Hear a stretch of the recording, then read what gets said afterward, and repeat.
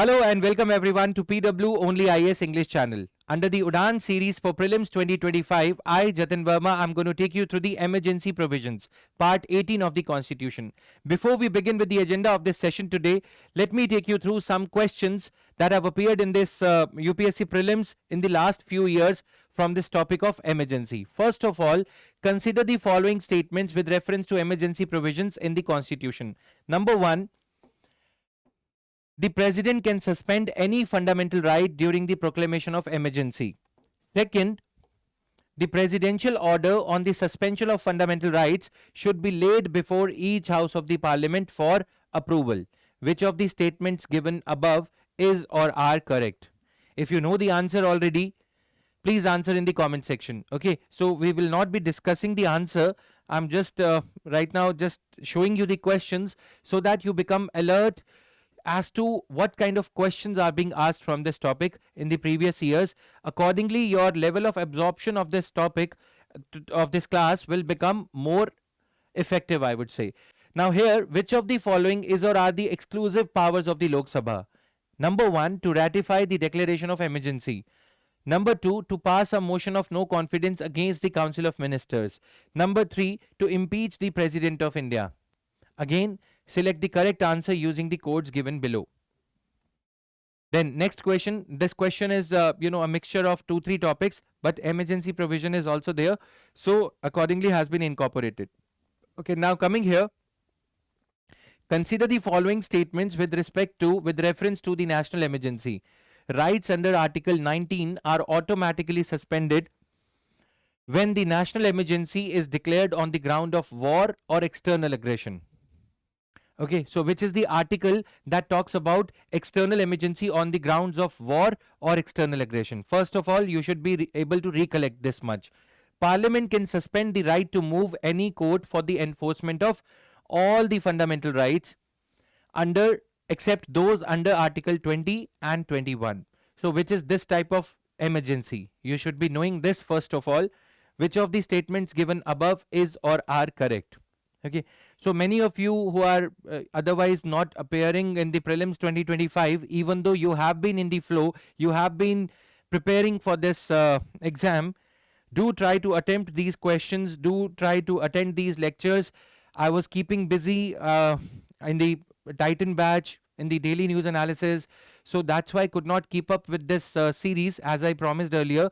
But now we have devised an arrangement whereby every alternate day, barring Sunday and Monday, this series will continue. To Tuesday, Thursday and Saturday, you can expect a lecture at around 6 p.m. All these alternate days. TTS is going to be the pattern. Okay. As a teacher, please understand, I have to justify my commitments alongside the commitment towards the quality. So we can't compromise on the quality just for the heck of maintaining the continuity. Okay, regularity plus quality both have to be taken together. So sometimes skipping out on lecture, even if we may not want it, is the only option left. So we'll try to continue with this in this manner. Some more series, some more lectures are also in the planning and on this YouTube channel for the English medium students, so that you can expect some more, so you can get some more quality content on this channel itself. Without much ado, let's see through more questions. With reference to the financial emergency in India, consider the following statements. Number one, this provision has been borrowed from the Weimar Constitution. Which country had Weimar Constitution? Okay, so when you are attempting the prelims oriented questions, do not just confine yourself to what the question is asking. When you are in practice phase, take these options as 4 different questions. You should be knowing the related facts. Weimar Constitution. Okay, which country is it? You should be able to recollect the picture in your mind. That is the best way. Why option 1 is the answer? Number 1. Why option 2, for example, then not the answer? Why is it not the answer? Number 3, why third option is not the answer? Okay, if first is the answer, for instance, why the remaining 3 are not? This way you will not be attempting 1 question, you will be attempting 4 questions, and that is the key to success in UPSC Prelims. Okay, and if your question goes wrong or right, no matter, Either ways, you have to read the full explanation to the question. Whatever prelims oriented series you are attending, be it of PW only IAS or any other institute, I'm not commenting upon anything, but whatever you are studying, study it with the religiosity, with the sincerity, okay, so as to gain the maximum out of your precious time that you're left with. Now, the proclamation for revocation of the emergency by the president does not need parliamentary approval. Okay, the proclamation for revocation of the emergency. Now, this is another question. Question numbers may not be in sequence, but you mention these question numbers if in case you are going to answer these questions in the comment section. Coming to the first slide of the topic, there are 22, 23 slides that we will quickly go through, spending 2-3 minutes on each slide, depending upon the nature of the text on it, so that we can live up to the requirement of this lecture, that it is a prelims oriented lecture. Okay, so first thing first, which part of the constitution? Part 18 of the constitution. How many articles? 352 to 360. 9 articles in total. Okay, so these provisions enable the central government to meet any abnormal situation effectively. Armed rebellion, external aggression, likewise. Now, the rationality behind the incorporation of these provisions in the constitution is to safeguard the sovereignty, unity, integrity, and security of the country. Okay, the democratic political system and the constitution. So first thing first, Article 352 defines the term cabinet. Can this question be asked? Yes. Where the term cabinet is defined in the constitution? I give you a hint. Cabinet is defined in this 352, then 52nd Amendment Act. Okay, where else is this mentioned? Please answer in the comment section. 52nd Amendment Act deals with what? Please answer in the comment section. Done. Now, and as the council consisting of the prime minister and other ministers of the cabinet rank. Okay, so how the word cabinet is defined, that also you should be knowing, because it is CSAT pattern now. The longish statements that we have been seeing for last 10 odd years now. That is why this is also the part of the coin, the other side of the coin, that you should be knowing where the word cabinet is mentioned, then what does the meaning of the cabinet mentioned under that. Now, the constitution stipulates 3 types of emergencies. National emergency 352, due to war, external aggression, or armed rebellion. You must be knowing earlier this armed rebellion was mentioned vaguely as internal disturbance. So if I start pelting, if any unsocial elements, they start pelting stones, pebbles, or even potatoes at the government building, that could be an internal disturbance. So Indira Gandhi government, it misused it. That is why this has been qualified now. This word has been specifically mentioned that it has to be armed rebellion. Gun, ammunitions, that power has to be there in use in order for emergency under Article 352 to be invoked. Okay. Then we have state emergency, Article 356, even though the term emergency is not used for it. What term do we use? We call it as president's rule. Recently, Manipur was in news because of this. But is that term president's rule mentioned in the constitution? No. Constitution says under Article 356, breakdown of constitutional machinery. Okay, breakdown. When the government of a state is not running according to the norms stipulated in the Constitution of India, then this is to be done. Okay. However, the Constitution does not use the word emergency for this situation. Constitution does not use the word emergency for this situation. Financial emergency under Article 360. Third one, it is imposed whenever there is a threat to the financial stability or credit of India. Whenever we are unable to, if let's say now though we are aspiring for becoming a $5 trillion economy, third largest economy in the world, right? Let us suppose if there arises a situation where we are unable to meet our financial liabilities, the debt repayment liabilities, then what would we do in that situation? So to meet that kind of a financial exigency, that public debt to GDP ratio is rising, our fiscal deficit is very high, current account deficit is very high. So to have the frugality of expenditure or to have the rationality of expenditure, this Article 360 could be thought of. Okay, so how to talk about this 352? How do you memorize Article 352 here? Okay, 352, okay, national emergency. 360, 0. 0 does not have any value. But in the financial world, if 0 is behind 1, the more the zeros, the better it is. Okay, so 360 financial emergency, this is how you can memorize. An easy trick. Is anybody going to ask you the article numbers? No. Okay, in the passing reference, these articles might appear, but nobody is going to ask you match the following, which article deals with financial emergency. It's just for your mains for citation. Okay, articles in a way they help you memorize the text. They are a number. You can assign a number, article number, to the thing you are reading.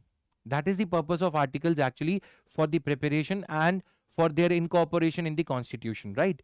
The moment you recollect the article number, you are able to recollect the entire text associated with that article number. Now, national emergency under Article 352. The president can declare a national emergency when the security of India or any part of India, not the entire India, any part of India is also under threat.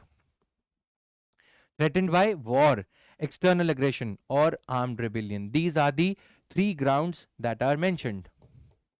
Okay. Now, important points. President can declare. President is going to act according to Article 74 here. Okay. Aid and advise, not in his individual opinion. President cannot do so. Okay. So even during the times of Indira Gandhi, 1975, 26th of June, the emergency was imposed by the President Gyani Zail Singh on the advice of the Prime Minister, even though he committed a blunder that he implemented the emergency solely on the advice of the Prime Minister.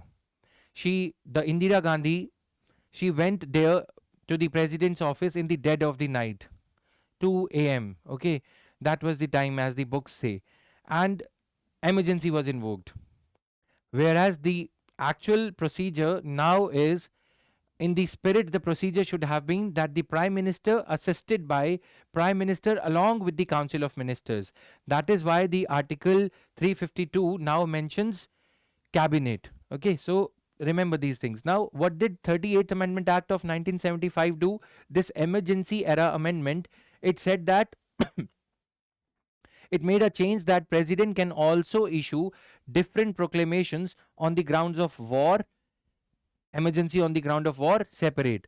Then external aggression, again separately. Then armed rebellion, again separately. Okay, or their imminent danger thereof.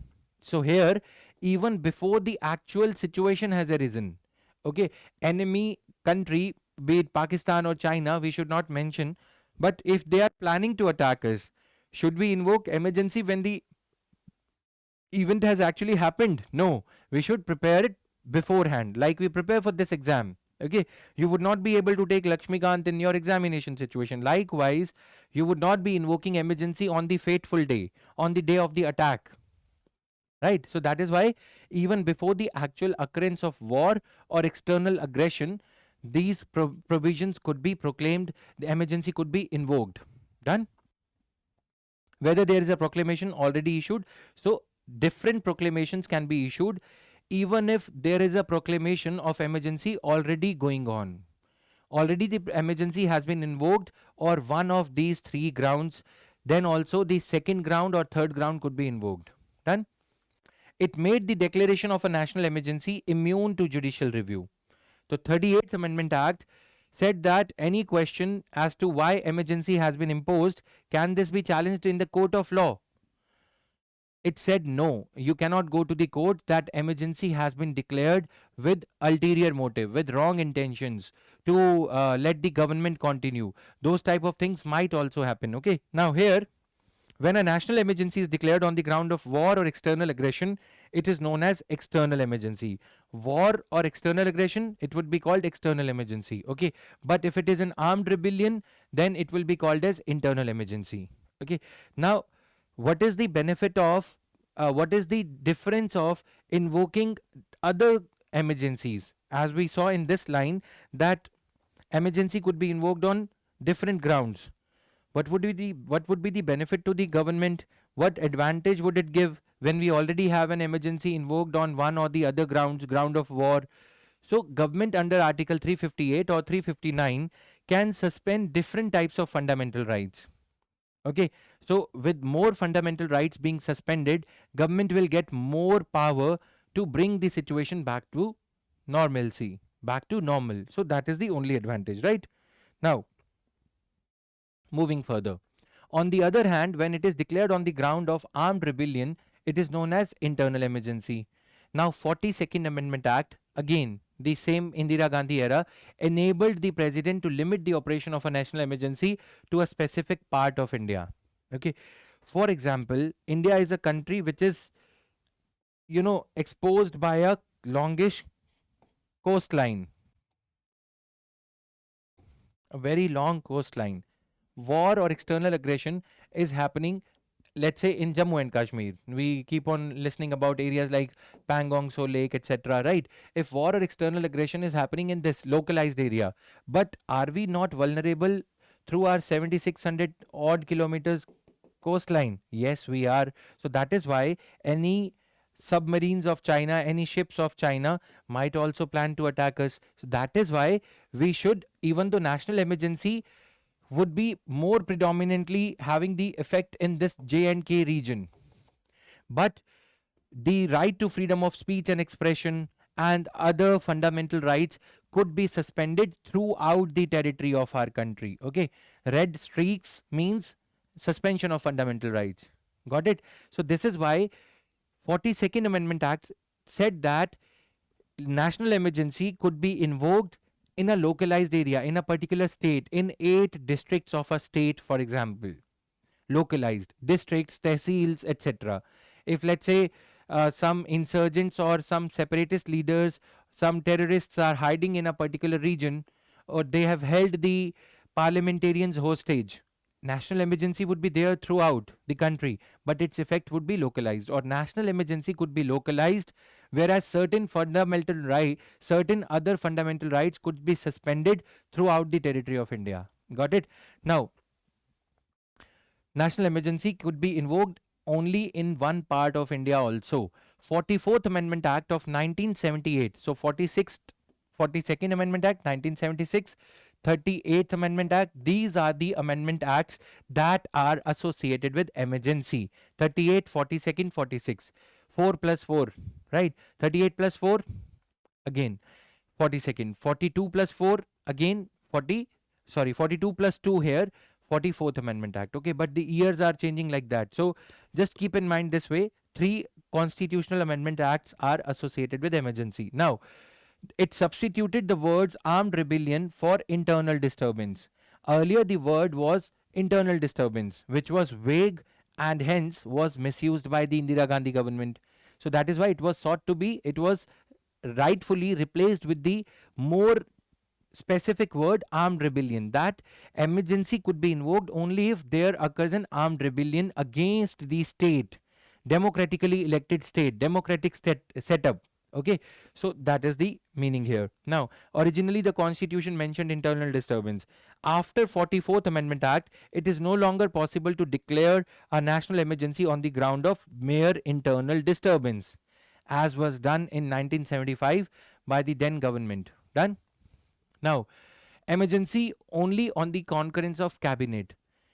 44th Amendment Act tried to undo the damages done by the then government, Indira Gandhi government. Okay, so many damages done by the colloquially called mini constitution, 42nd Amendment Act. 42nd Amendment Act, it crippled, it diluted the fundamental rights, it gave more powers to the government. Indira Gandhi individually went to the president to invoke emergency provisions. And for how long the emergency will continue in case invoked once? Earlier the period was 2 months. Later on, after 44th Amendment Act, it was brought down to 1 month. Within 1 month of its invocation, emergency needs to be approved by the parliament, either Lok Sabha or Rajya Sabha. We will talk about it in details in a short while. Now, this means that emergency can be declared only on the concurrence of the cabinet. So, as we know that cabinet or council of ministers is like a ship which swims or sinks together. Okay, if council of ministers is not going along with the prime minister to the president's office to or is not signing on the document requesting the president to invoke emergency, together all their signatures, all signatures of all the cabinet ministers have to be appended, have to be signed. Then only the president will be dutifully, legally right in invoking emergency, not merely on the signatures of the prime minister. Right? So this is there. Question: why these changes were brought about? Why were they thought to be necessary by 44th Amendment Act? Reasons: 1975 Indira Gandhi misused them, so that is why 44th Amendment Act brought about by Morarji Desai government introduced these safeguards to eliminate any future possibility of their misuse. Done. So this is their Constitutional Amendment Act. Then Minerva Mills case 1980, Supreme Court held that proclamation of emergency, if done with mala fide intention, if the intention to prolong the tenure of a prime minister, okay, if the prime minister is not confident, for example, to face the Lok Sabha, to face the trust vote, no confidence motion in Lok Sabha, okay, so in that case this will be done. Okay, in Minerva Mills case 1980, the Supreme Court held that the proclamation of national emergency can be challenged in a court on the ground of mala fide, or that the declaration was based on wholly extraneous and irrelevant facts. Done. Irrelevant facts are, let's say, deliberately the government is provoking the crowd or instigating riots, communal riots, or anything of that nature, then that cannot be held to be a valid ground. So that is why judicial review, as was snatched away by the 38th Amendment Act, was restored by the 44th Amendment Act, and judiciary also in Minerva Mills case. Done. Now, these are pictures for to make the lecture a bit interesting. Gyani Zail Singh with a flower tucked on his one of his buttons, okay, of the safari suit, and then Indira Gandhi. So this was there. Now moving further, parliamentary approval and duration. After 44th Amendment Act, the duration within which the parliament, within which the Lok Sabha has to approve it, has also been curtailed, so that merely on the basis of the executive order of the president, executive order of the handful cabinet ministers and the prime minister, no matter howsoever mighty they are, cannot put the country into emergency for too long. Period has been curtailed from 2 months to 1 month now. Within Lok Sabha, within 1 month of proclamation of emergency, it must be approved by both the houses of the parliament within 1 month. Done. Originally, the period was 2 months. Scenario where emergency is issued at a time when Lok Sabha is dissolved. For example, if president is escaping the trust vote and the trust vote happens, and on the same day of invocation of emergency, the Lok Sabha gets dissolved. What to do then? Will the emergency continue? Yes, provided Rajya Sabha has in the meantime approved it. Okay, and if scenario is such that elections may not happen to Lok Sabha anytime soon due to war with China, Pakistan, etc., anything can happen. So in that case, within 6 months, okay, from the date of first sitting of Lok Sabha, okay.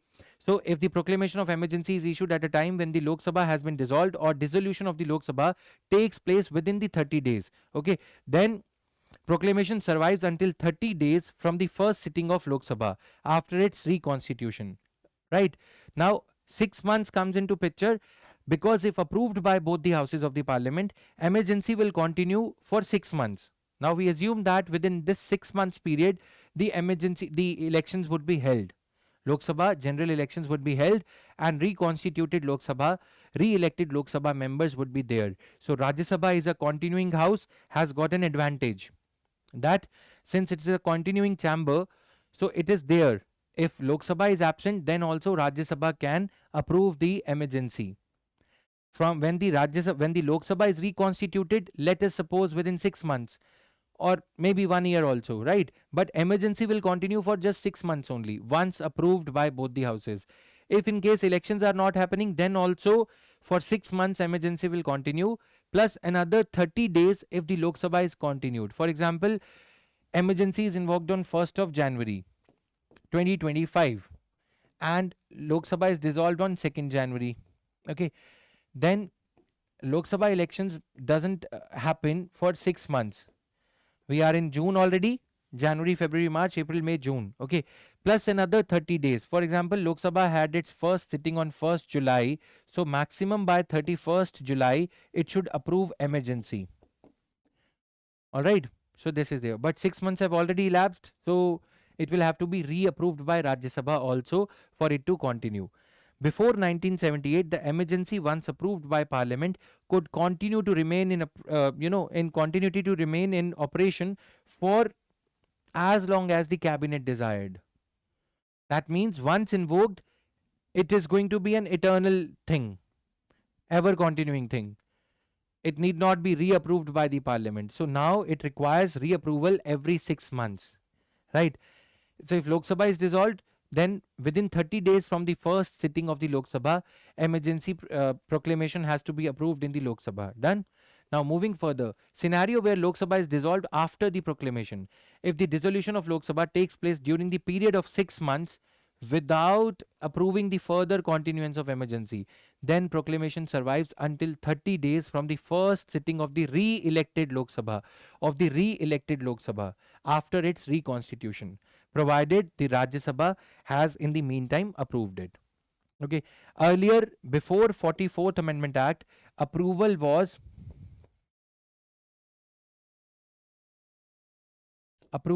by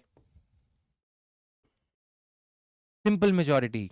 Approval of the emergency proclamation was required by simple majority. Now, special majority is required for the same. Okay. So, a majority of the total membership of that house. What do we mean by special majority? Majority of total 50% of the total number of that total number of MPs in that house. So 50% of 545.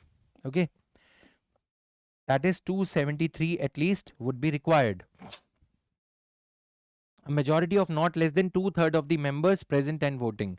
So if 2/3 of the members are, if 50% of the members are present on a given day, 2/3 of this number would also be required. It becomes very difficult to approve of it. So they will approve only when the situation is really grave, not just politically grave. Got my point? Not just political fortunes of a political party are at stake. Then only.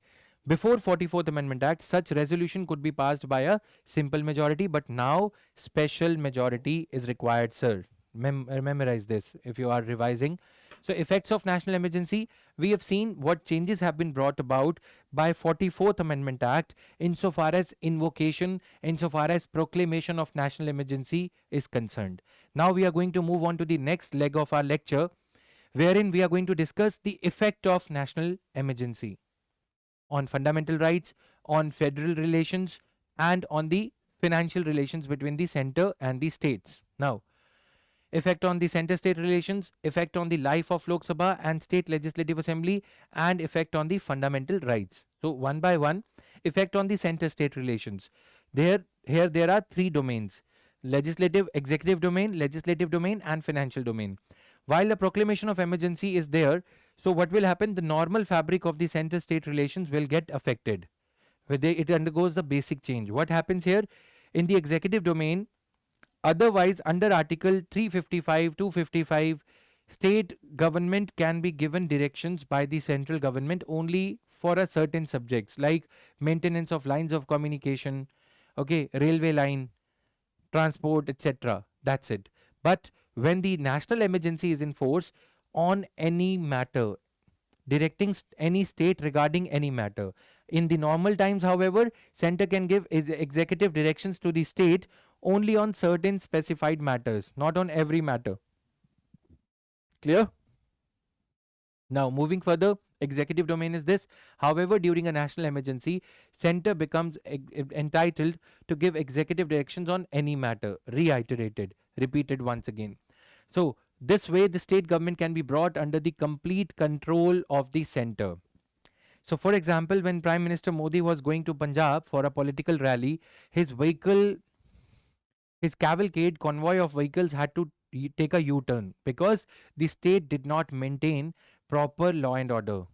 But during the emergency times, state's DGP, state's chief secretary, the general administrative department and the police department can be totally under the control of under the control of Union Government, Union Home Ministry, and the Union Cabinet Secretary. So, this is the advantage of having all India services, IAS officers, IPS officers, right? Because their cadre controlling authorities are the union government authorities. So, though they are not suspended, state governments are not suspended, but they are de facto under the complete control of the government here. Now, legislative domain, extended jurisdiction. Parliament is empowered to make law on any matter given in the state list, overriding the legislative power of the state legislature. Now, if you ask me, can the state legislative assembly pass the laws? Are the state legislative assembly sessions allowed during the emergency? Yes, provided the law and order situation is congenial or amenable to conduct of the session. Legislative assembly is not suspended, as I said. Okay. But if the parliament so desires, in the national interest, to pass a law on the matter given in the state list, it can do so. Such a law will override the state legislative law already existing or passed on later during the emergency. Done? Now, in this manner, the normal distribution of legislative powers between the center and the states gets suspended, though state legislative assemblies are not suspended. Done? Now, so in this manner, the constitution becomes even more unitary rather than federal. After the national emergency is withdrawn, what will happen to such a law? So, 6 months after the inoperation of emergency, these law will cease to operate. These type of laws passed by the parliament will cease to operate. P stands for parliament here, after 6 months from the date when emergency comes to end. For example, in our lecture, emergency ended on 31st of July. Okay, so count 6 months: August, September, October, November, December, January. So 31st of January 2026, such a law passed by the parliament on the matter given in the state list ceases to have any effect. Now I ask you a question, please do mention the answer in the comment section.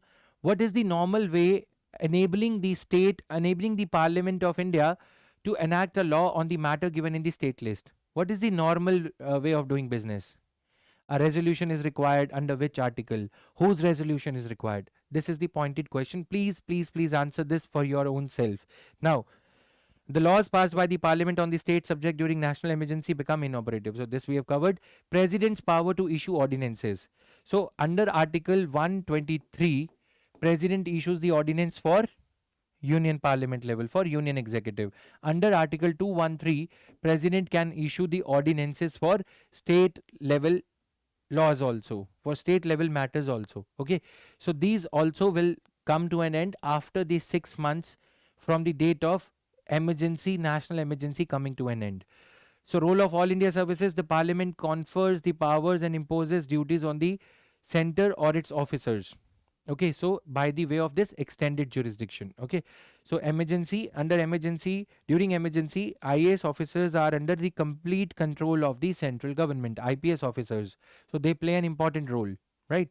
In you can say reinstalling or reinstitutionalizing the law and order and bringing back the situation back to normalcy. Now, 42nd Amendment Act 1976 provided that two consequences mentioned above, executive and legislative, extends not only to one state where the emergency is in operation. As I said, India is vulnerable on multiple fronts. Okay, northeastern insurgency, then your Naxalites, then your coastal line, the 7600 kilometers, then your border in the north and west, and then this time you saw Bangladesh also erupting. Okay, if all these forces gang up against India, Naxalites, northeastern insurgents, Myanmar, what would India do?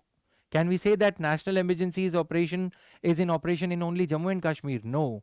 So these extended jurisdiction provisions, which give more power to the union vis-a-vis the state governments, will be extended to all the states, even if the national emergency is in force in only one state of Jammu and Kashmir. Moving further, financial domain. While the proclamation of national emergency, we are not talking about financial emergency, we are talking about national emergency. Even if the proclamation of national emergency is going on, okay, so President can modify the constitutional distribution of revenues between the center and the states. This means that the president can either reduce or cancel the transfer of finances. So what type of finances? This one I added recently for your thing, that if finance commission has given some grants, okay, or GST money needs to be distributed between the center and the states, GST revenues, those things can also be, I mean, constitutional provisions related to finance commission grants or divisible pool, that the one that states are entitled to from the center could also be suspended. Article 275, Article 280, Article 282, GST, anything and everything can be suspended. Am I clear? Moving further. Okay, so this is there just a map of India. To explain those things, I've already drawn the map with the hand, even if the handwriting is, the drawing especially is not as good, but just to make you explain the things, okay, not to get into the cartographic skills of Jatin Verma. Now, such modifications continues until the end of the financial year. Now, see here, we saw here the extended jurisdiction continues for 6 months from the date of end of assembly, the emergency, okay, but the financial provisions that have been modified, so those financial provisions will not come to an end after 6 months, rather they will come to an end on 31st of March 2026. Emergency started on 1st of January 2025, okay, it will end on 31st of July as per our example 2025, okay. Now, emergency provisions and laws, special powers given to the Union Parliament, Union Government will come to an end after 6 months from the date when the emergency comes to an end. Done? But in case of financial provisions, in case where the financial provisions are modified, in case of national emergency only, if the financial provisions have also been modified between the center and the states, okay, they will come back to normal provisions only when the financial year comes to an end. Financial year is 31st July 2025. So financial year is 25-26. So modification of financial provisions under national emergency will switch back to normal only after 31st March 2026, not after 6 months from the date of emergency. Got it? Now, financial domain, this is taken care of. Then, effect of national emergency on the life of Lok Sabha. Can the life of Lok Sabha be extended? Elections are not going to take place. The atmosphere is not congenial. Election Commission says that election cannot be held. So what to do in that case? Lok Sabha, proclamation of national emergency in operation, Lok Sabha life may be extended beyond its normal 5 years by a law. Here, okay, bear in mind it's law, it's not an act of the parliament or something, okay, I mean it's not a resolution of the Lok Sabha or Rajya Sabha. However, this extension cannot continue beyond a period of 6 months after the emergency has ceased to operate, okay. Extension of life will be for 1 year, but if the emergency comes to an end within 3 months, if emergency was invoked on 1st of January, life of Lok Sabha was extended on 1st of January, and emergency comes to an end on 31st of July. Okay, the tenure of Lok Sabha was extended for 1 year, but from the date of ending of emergency, the life of Lok Sabha cannot continue beyond a period of 6 months. Got it? So now this is the provision here. The term of 5th Lok Sabha was extended. So sometimes they are asking the questions from Indian polity since independence. You should be knowing this as well. Now coming to the other aspects, just give me a minute. Yeah. Okay, so also every such order of the president, whatever financial provisions have been modified, all such orders of the president modifying the financial provisions between the center and the states have to be laid before both the houses of the parliament if the sessions are going on, of course, right? So this is there. Now moving here, on the state legislative assembly, the parliament may extend the normal tenure of the state legislative assembly also by 1 year each time, okay, during the length of, for any length of time during the time till which the, only up to the time till which the national emergency is going on, okay. Thus this is also subject to a maximum period of 6 months, 6 months period after the emergency has come to an end. right? Now, effect on national effect of national emergency on fundamental rights. So there are two articles. Article 358, which suspends the fundamental rights given under Article 19: right to freedom of speech and expression, right to form an association, right to move freely throughout the territory of India, right to carry on any business, trade, or profession. All those articles, all those fundamental rights as given under Article 19 will be suspended automatically if the emergency is invoked, proclaimed under Article 358. Right? 359 deals with the suspension of other fundamental rights. So, what are these other fundamental rights? Any fundamental rights except 20 and 21. Okay, so this gives the leeway to the president that whatever article numbers fundamental rights are mentioned shall only be suspended. Okay, clear? That means Article 358 suspends only Article 19, whereas Article 359 can suspend any of the fundamental rights except 20 and 21, depending upon the need, depending upon the gravity of circumstances. Done? Explanation of these two provisions. Suspension of fundamental rights under Article 19. According to Article 358, when a proclamation of national emergency is made, the 6 fundamental rights under Article 19 are automatically suspended. Okay, so this is the takeaway again being repeated. While the proclamation of national emergency is in operation, the state is freed from like censorship of press, taking down of any YouTube channel in the present context. Okay, no Samay Raina, no time for all this, right? No Ranveer, nothing like that. Just to break the monotony, don't worry. So this is to say the state can make any law or can take any executive action to abridge, to compromise with your fundamental rights, 6 fundamental rights, right? Now, curtailment of judicial power. Do we have a right to go to the Supreme Court?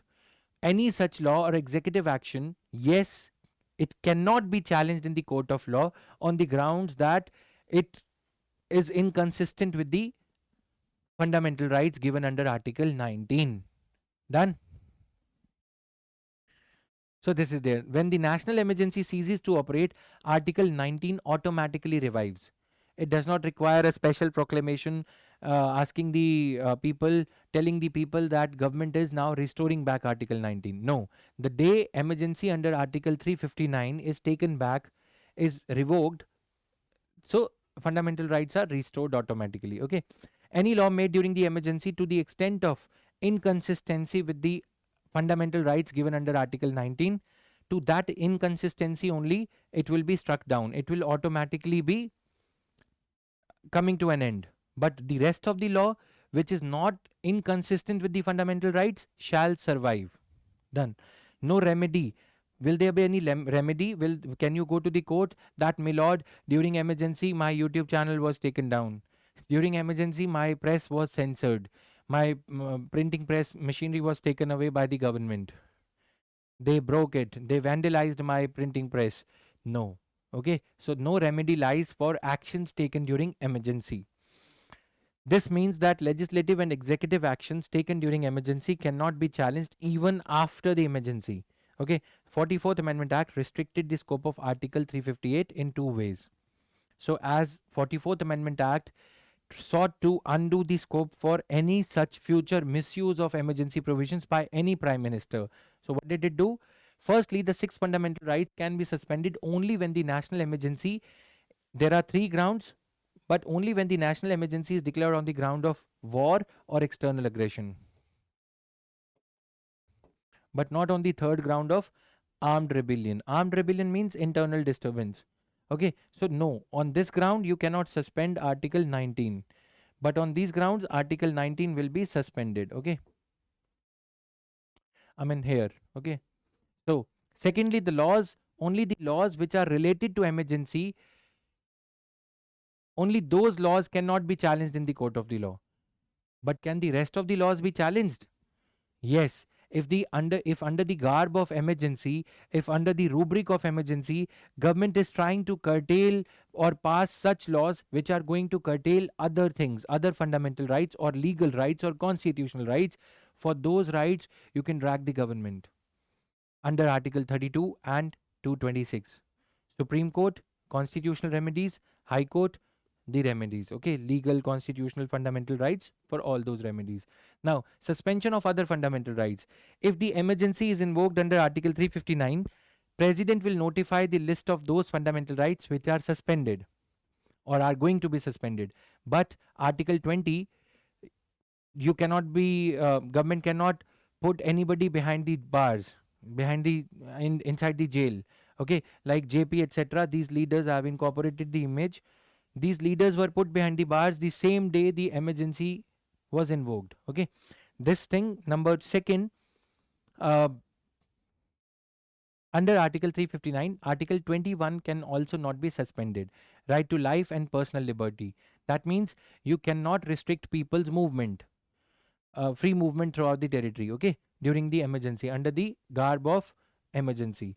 So these rights under Article 359, whatever rights are suspended, you cannot go to the court for restoration or for remedies. Okay, theoretically these rights are alive, but you cannot go to the court and challenge the government action taking away these fundamental rights. Done. Further, the suspension could be for a period during the operation of emergency or for a shorter period also. So let's say emergency continues for 1 year, but emergency is invoked on 1st of January, but government thinks that right to let's say 15 or any other right can now be restored back. Okay, right of minorities, etc. After 31st of January, from April onwards, the situation comes back to some control, comes back into normalcy.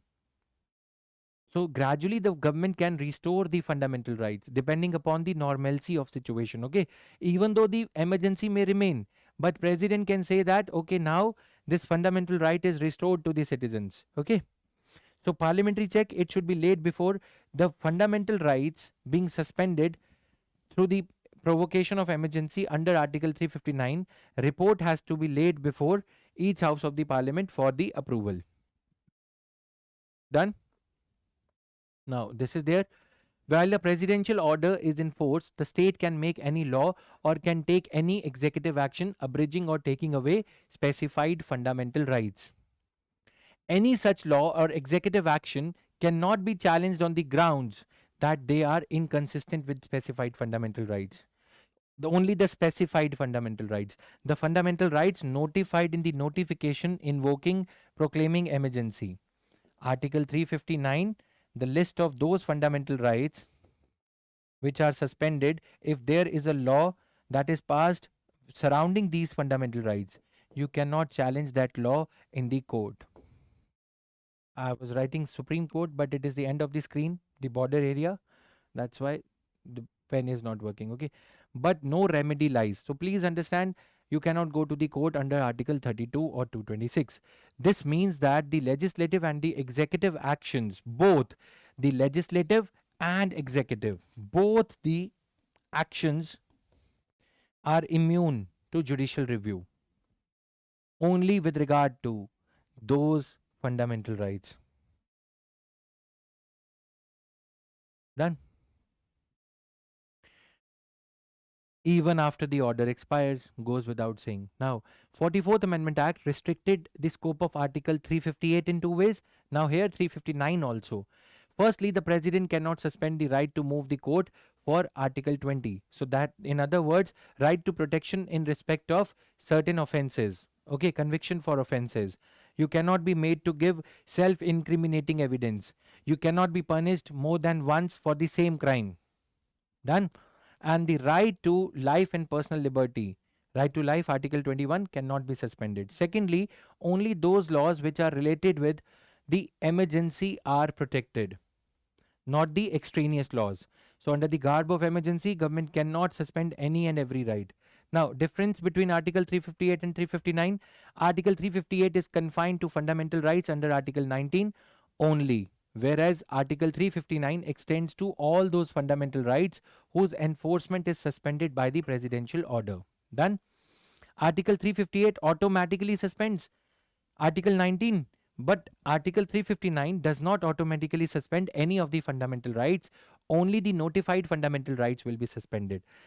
Article 350 operates only in case of external emergency. Okay, and declared on the grounds of war or external aggression, but not in case of internal emergency. Not in case of internal emergency. Done. So this is there. Now, Article 359 on the other hand operates in case of both external as well as internal emergency. But only those fundamental rights will be suspended which are notified. So Article 358 suspends fundamental rights for the entire duration of emergency, while Article 359 gives the scope to the president to suspend the fundamental rights only till the particular duration. In between, if the situation improves, then the fundamental rights gradually, one by one or all in one go, can be restored back, can be given back to the citizens. So they will get the right to constitutional remedies, to approach Supreme Court or High Court in case their rights are violated. Article 358 extends to entire country, whereas Article 359 may extend to the entire country or a part of it. Article 359 suspends 19 completely, while Article 359 does not empower the Parliament to suspend, does not empower the government to suspend Article 20 and 21. Okay, so see here, Article 19 will be suspended throughout the territory of India if emergency is invoked under Article 358. Done. Lastly, Article 358 enables the state to make any law or take any executive action that is inconsistent with fundamental rights under Article 19, while Article 359 enables the state to make any law or take any executive action that is inconsistent with those fundamental rights whose enforcement is suspended by the presidential order. Done. So, just one thing, there is no statement of reasons required to be laid before the parliament. This is the mains oriented analysis that I'm leaving you with. Statement of reasons is not required, but yes, if challenged on the in the Supreme Court, the very emergency is challenged. At a later stage also, if any prime minister, any government invokes emergency, then later on if the judicial review happens and the grounds are found to be flimsy or weaker or weak grounds, then Supreme Court may ask for the reasons. If the reasons are not convincing, then the president, the prime minister, everybody would be prosecuted. Okay, so this is a simple thing. But in case of, had there been a requirement, if there were a requirement that statement of reasons also needs to be given, it would have been much better, right? But it is an era of judicial activism which we are going through. Single day, in one day of invocation, proclamation of emergency, the matter would be in the Supreme Court, right? So this was all. I hope you enjoyed it. We spent 48-50 minutes on this lecture. I hope you are now at least acquainted, or the green areas here, the probable areas from where the questions could be asked. Highlighting I have used deliberately so that you know areas where to focus on. PDF of this lecture will be shared in a short while from now on the Telegram, the link of which is given in the description box of this session, guys. So every alternate day now, TTS, these lectures would be uploaded 6 p.m. sharp. Okay, on some of the days maybe there would be a delay of 15-20 minutes, but 6 p.m. I will adhere to the time. Thank you, guys. Bye bye. It was a pleasure teaching you. Keep watching, keep studying, and keep revising in a predictable, in a systematic manner. That's all. Thank you. Bye bye.